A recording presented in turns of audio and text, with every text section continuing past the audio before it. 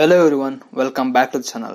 ನಾನು ಈ ವಿಡಿಯೋದಲ್ಲಿ railway recruitment cell west central railways ಅವರು ಮಾಡ್ತಿರೋ ರಿಕ್ರೂಟ್ಮೆಂಟ್ ಬಗ್ಗೆ ಪೂರ್ತಿ ಡೀಟೇಲ್ಸ್ನ ಕೊಡ್ತೀನಿ.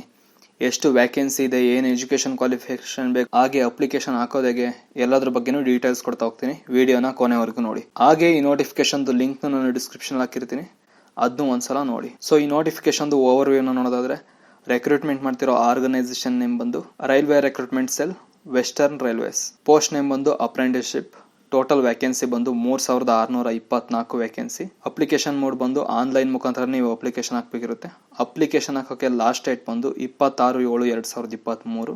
ಸೊ ಎಷ್ಟು ವ್ಯಾಕೆನ್ಸಿ ಇದೆ ಅಂತ ನೋಡೋದಾದ್ರೆ, ಅಪ್ರೆಂಟಿಸ್ಶಿಪ್ಗೋಸ್ಕರ 3624 ವ್ಯಾಕೆನ್ಸಿ ಇದೆ.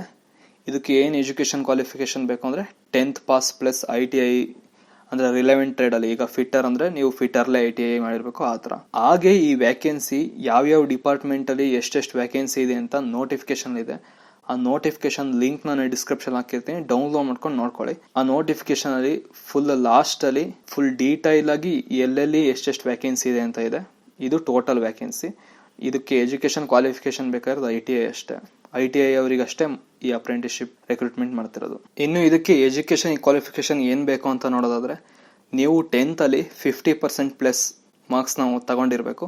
ಮತ್ತು ITI ಅಲ್ಲಿ ಈಗ ನೀವೇನಾದ್ರು ಫಿಟ್ಟರ್ ಟ್ರೇಡ್ಗೆ ಅಪ್ಲೈ ಮಾಡ್ತಾ ಇದೀರ ಅಂದ್ರೆ ಫಿಟ್ಟರ್ ಅಲ್ಲೇ ITI ನ ಮುಗಿಸಿರ್ಬೇಕು.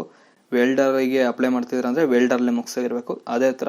ಸೊ ಈ 17 ಡೆಸಿಗ್ನೇಟೆಡ್ ಟ್ರೇಡ್ಸ್ ಇದೆ ನೋಡಿ. ಇದನ್ನ ಒಂದ್ಸಲ ಪಾಸ್ ಮಾಡಿ ನೋಡಿ. Turner, machinist, carpenter, painter, mechanical, DSL, mechanical motor vehicle, programming and system administration assistant, electrician, electronics and mechanics, wireman, mechanic, refrigeration and AC, pipe fitter, plumber, draughtsman, civil, stenographer. So ಈ ತರ 17 trades ಇದೆ. ನೀವು ಅದರಲ್ಲೇ ITI ನ ಮಾಡಿರ್ಬೇಕು. ಇನ್ನು age limit ನ ನೋಡೋದಾದ್ರೆ, ಈ ಅಪ್ರೆಂಟಿಸ್ ರಿಕ್ರೂಟ್ಮೆಂಟ್ ಗೆ ನೀವು ಅಪ್ಲೈ ಮಾಡಕ್ಕೆ ನಿಮ್ಮ ಏಜ್ 15 ಮೇಲೆ ಇರಬೇಕು, 24 ಒಳಗಿರ್ಬೇಕು. ಅದು 26/7/2023 ನೋಡಿದಾಗ ನಿಮ್ಮ ಏಜ್ 15 ಮೇಲೆ 24 ಒಳಗಿರ್ಬೇಕು. ಇನ್ನು ಏಜ್ ರಿಲ್ಯಾಕ್ಸೇಷನ್ ನೋಡೋದಾದ್ರೆ, SC ST ಅವರಿಗೆ 5 ವರ್ಷ ಏಜ್ ರಿಲ್ಯಾಕ್ಸೇಷನ್ ಇದೆ. OBC ಅವರಿಗೆ 3 ವರ್ಷ ಏಜ್ ರಿಲ್ಯಾಕ್ಸೇಷನ್ ಇದೆ. ಹಾಗೆ PWBD ಅವರಿಗೆ 10 ವರ್ಷ ಏಜ್ ರಿಲ್ಯಾಕ್ಸೇಷನ್ ಇರುತ್ತೆ. ಸೊ ನೀವು ಯಾವ ಡೇಟ್ ಆಫ್ ಬರ್ತ್ ಒಳಗೆ ಹುಟ್ಟಿರ್ಬೇಕು ಅನ್ನೋದ್ರ ಬಗ್ಗೆ ಇಲ್ಲಿದೆ, ಒಂದ್ಸಲ ಪಾಸ್ ಮಾಡಿ ನೋಡಿ. ಜಸ್ಟ್ ಮೇನ್ ಆಗಿರೋದ ಹೇಳ್ತೀನಿ. ಜನರಲ್ ಅವ್ರಿಗೆ 26/7/1999 26/7/2008 ಹುಟ್ಟಿರ್ಬೇಕು. ಇನ್ನು SC ಅವ್ರಿಗೆ 26/7/1994 26/7/2008 ಹುಟ್ಟಿರ್ಬೇಕು. ಇನ್ನು ST ಗೆ 26/7/1994 26/7/2008 ಹುಟ್ಟಿರ್ಬೇಕು.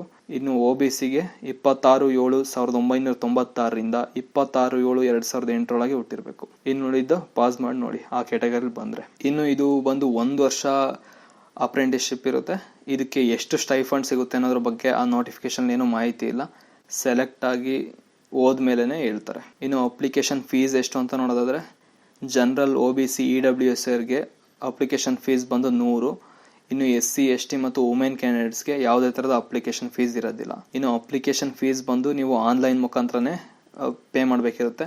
ಅಂದ್ರೆ ಡೆಬಿಟ್ ಕಾರ್ಡ್, ಕ್ರೆಡಿಟ್ ಕಾರ್ಡ್ ಅಥವಾ UPI ಈ ತರ. ಇನ್ನು ಇದರ ಸೆಲೆಕ್ಷನ್ ಪ್ರೋಸೆಸ್ ನೋಡೋದಾದ್ರೆ, ನಿಮ್ಮ ITI ಮತ್ತು 10th ಮಾರ್ಕ್ಸ್ ಇರುತ್ತಲ್ಲ, ಎರಡನ್ನು 50% ವೆಯ್ಟೇಜ್ ನ ತಗೊಂಡು ಆಡ್ ಮಾಡ್ಬಿಟ್ಟು ಅದರಿಂದ ಶಾರ್ಟ್ ಲಿಸ್ಟ್ ನ ಮಾಡ್ತಾರೆ. ಸೊ ಅವರಿಗೆ ಎಷ್ಟು ಜನ ಬೇಕಿರುತ್ತೆ ಅಷ್ಟು ಶಾರ್ಟ್ ಲಿಸ್ಟ್ ನ ಟಾಪ್ ಇಂದ ಮಾಡ್ಕೊ ಬರ್ತಾರೆ. ಅಂದ್ರೆ ನೀವು ಎಷ್ಟು ಜಾಸ್ತಿ ಮಾರ್ಕ್ಸ್ ಬಂದಿರುತ್ತೆ ಅಷ್ಟು ಒಳ್ಳೆಯದು. ಅದಾದ್ಮೇಲೆ ಡಾಕ್ಯುಮೆಂಟ್ ವೆರಿಫಿಕೇಶನ್ ಮಾಡ್ತಾರೆ. ಆಮೇಲೆ ಮೆಡಿಕಲ್ ಎಕ್ಸಾಮಿನೇಷನ್ ಮಾಡಿ ಒಂದು ಮೆರಿಟ್ ಲಿಸ್ಟ್ ನ ಬಿಡ್ತಾರೆ. ಇನ್ನು ಇದಕ್ಕೆ ಅಪ್ಲೈ ಮಾಡೋದು ಹೇಗೆ ಅಂದ್ರೆ, WCR ಅವ್ರದ್ದೇ ಒಂದು ವೆಬ್ಸೈಟ್ ಇದೆ. ಅದರಲ್ಲಿ 27ಕ್ಕೆ ಅಪ್ಲಿಕೇಶನ್ ನ ಬಿಡ್ತಾರೆ. ಅವಾಗ್ಲಿಂದ ನೀವು ಅಪ್ಲಿಕೇಶನ್ ಹಾಕ್ಬಹುದು. ಅದ್ರಲ್ಲಿ ಏನಿಲ್ಲ, ಲಾಗಿನ್ ಆಗೋದಿರುತ್ತೆ. ಆಮೇಲೆ ಅಪ್ಲಿಕೇಶನ್ ಫಾರ್ಮ್ ಬರುತ್ತೆ. ಅಪ್ಲಿಕೇಶನ್ ಫಾರ್ಮ್ ಅಲ್ಲಿ ಏನೇನ್ ಕೇಳುತ್ತೆ ಎಲ್ಲದನ್ನು ಫಿಲ್ ಮಾಡಿ, ಏನೇನ್ ಕೇಳುತ್ತೆ ಎಲ್ಲದನ್ನು ಅಪ್ಲೋಡ್ ಮಾಡ್ಬಿಟ್ಟು ಫೀಸ್ ನ ಪೇ ಮಾಡಿ ಸಬ್ಮಿಟ್ ಮಾಡಿ. ಆಮೇಲೆ ಅದ್ರದ್ದು ಒಂದು ಪ್ರಿಂಟ್ ಔಟ್ ನ ತೆಗೆದಿಟ್ಕೊಂಡಿರಿ, ಯಾಕೆಂದ್ರೆ ಫ್ಯೂಚರ್ ರೆಫರೆನ್ಸಿಗೆ ಬೇಕಾಗುತ್ತೆ. ಇನ್ನು ಇಂಪಾರ್ಟೆಂಟ್ ಡೇಟ್ಸ್ ಗಳನ್ನ ನೋಡೋದಾದ್ರೆ, ನೀವು ಈ ಅಪ್ರೆಂಟಿಸ್ಶಿಪ್ಗೆ 27/6/2023 ಬೆಳಗ್ಗೆ 11 ಗಂಟೆ ಮೇಲೆ ಅಪ್ಲಿಕೇಶನ್ ಹಾಕೋಕೆ ಶುರು ಮಾಡಬಹುದು. ಮತ್ತೆ ಈ ಅಪ್ಲಿಕೇಶನ್ ಹಾಕೋಕೆ ಲಾಸ್ಟ್ ಡೇಟ್ ಬಂದು 26/7/2023 ಸಂಜೆ 5 ಗಂಟೆ. ಸೊ ಇಷ್ಟರೊಳಗೇನೆ ನೀವು ಅಪ್ಲಿಕೇಶನ್ ಹಾಕ್ಬೇಕಿರುತ್ತೆ. ಈ ಅಪ್ಲಿಕೇಶನ್ ಹಾಕೋಕೆ ಮೇನ್ ಆಗಿ ನೀವು 10th ಮುಗಿಸಿರ್ಬೇಕು, ITI ಮಾಡಿರ್ಬೇಕು. ಆಗಿದ್ರೆ ಇದಕ್ಕೆ ಅಪ್ಲಿಕೇಶನ್ ಹಾಕ್ಬೋದು. ಇನ್ನು ಇದ್ರ ಮೆರಿಟ್ ಲಿಸ್ಟ್ ಯಾವಾಗ ಬಿಡ್ತಾರೆ ಅದ್ರ ಬಗ್ಗೆ ಏನು ಹೇಳಿಲ್ಲ, ಅದು ಗೊತ್ತಾದಾಗ ನಾವು ಅಪ್ಡೇಟ್ ನ ಮಾಡ್ತೀವಿ. ಸೊ ಇದೇ ಅವ್ರು ಬಿಟ್ಟಿರೋ ಅಫಿಷಿಯಲ್ ನೋಟಿಫಿಕೇಶನ್. ಈ ನೋಟಿಫಿಕೇಶನ್ ಲಿಂಕ್ ನಾನು ಡಿಸ್ಕ್ರಿಪ್ಷನ್ ಹಾಕಿರ್ತೀನಿ, ಡೌನ್ಲೋಡ್ ಮಾಡ್ಕೊಂಡು ಒಂದ್ಸಲ ನೋಡಿ.